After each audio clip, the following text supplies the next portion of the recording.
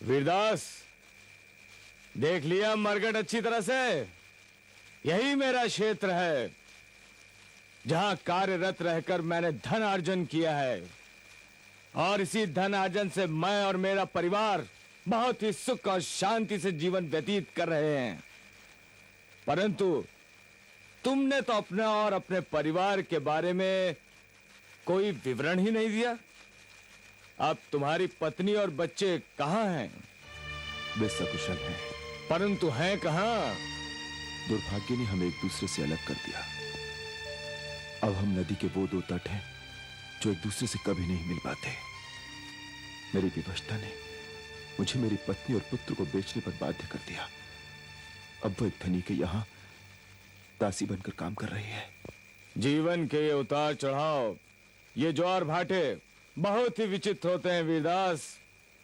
परंतु मुझे अब विश्वास हो गया है कि तुम ये कारभार बड़ी सतर्कता से संभालोगे, क्योंकि तुम्हारे पीछे स्त्री और संतान की कोई झंझट नहीं है। हाँ,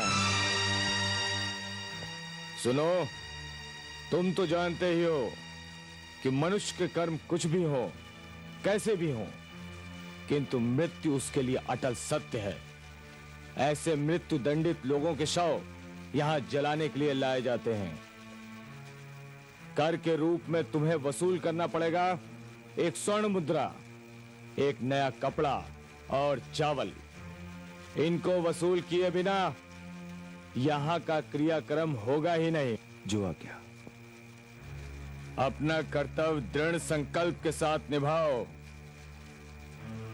इसमें किसी भी प्रकार की शिथिलता मुझसे सहन नहीं होगी। हाँ, जो आ गया।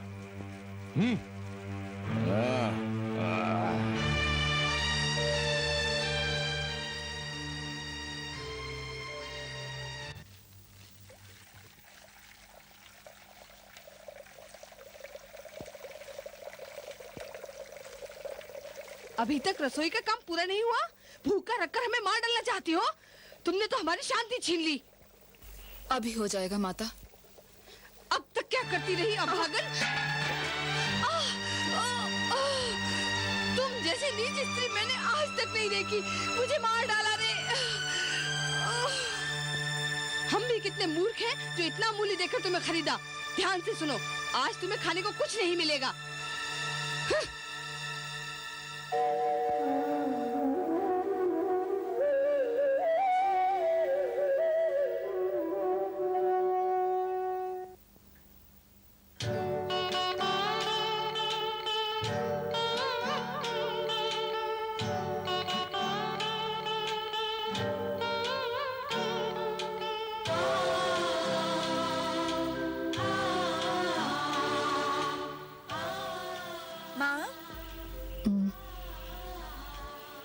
कम हो गई माँ?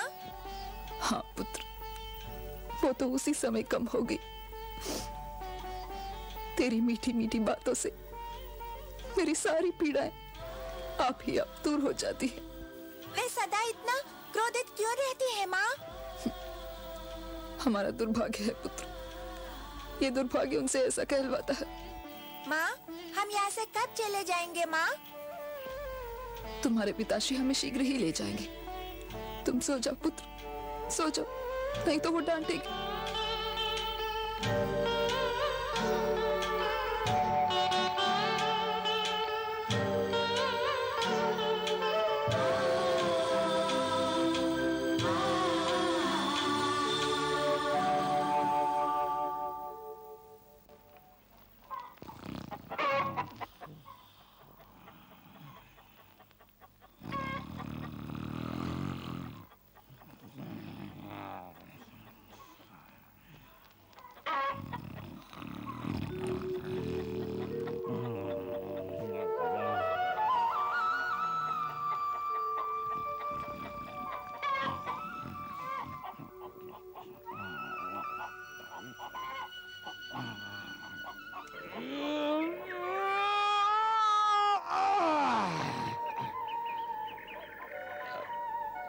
वीरदास, अभी सोए और अभी सुबह भी हो गई। रात को आप शीघ्र ही सो गए थे यजमान। तो रात भर मेरे पैर दबाते ही रहे। हाँ? ये तो मेरा काम है यजमान। वीरदास, तुम बड़े काम के जीव हो। दास हो तो ऐसा हो, तेरी कितनी भी प्रशंसा करूं कम है। आगे जाकर लोग कहते ही जाएंगे कि यजमान हो तो वीर बाहु जैसा, और दास हो तो वीरदास जैसा। हाँ,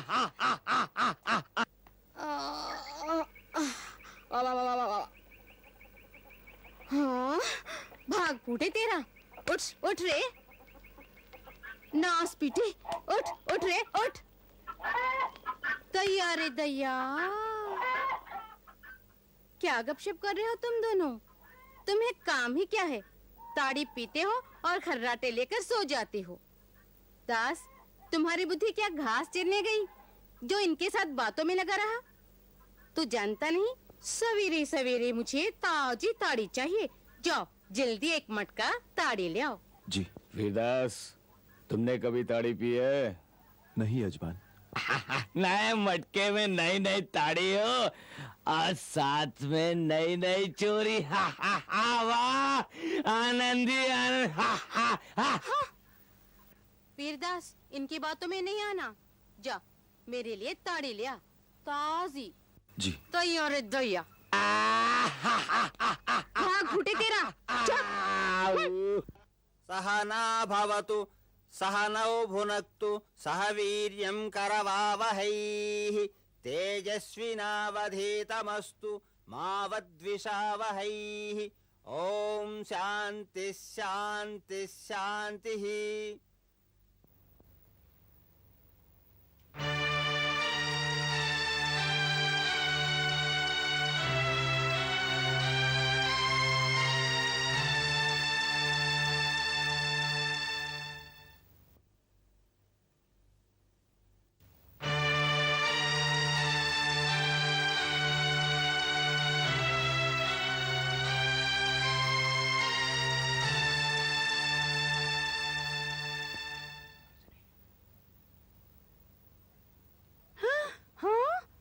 इतना साहस, हमारे साथ उठने बैठने का ये धैर्य। भूख लगी है माँ जी। भूख लगी है तो घास खाओ, भूसा खाओ। कलकंठी, चुप रहो, अपना मुंह बंद रखो। चलो चलो।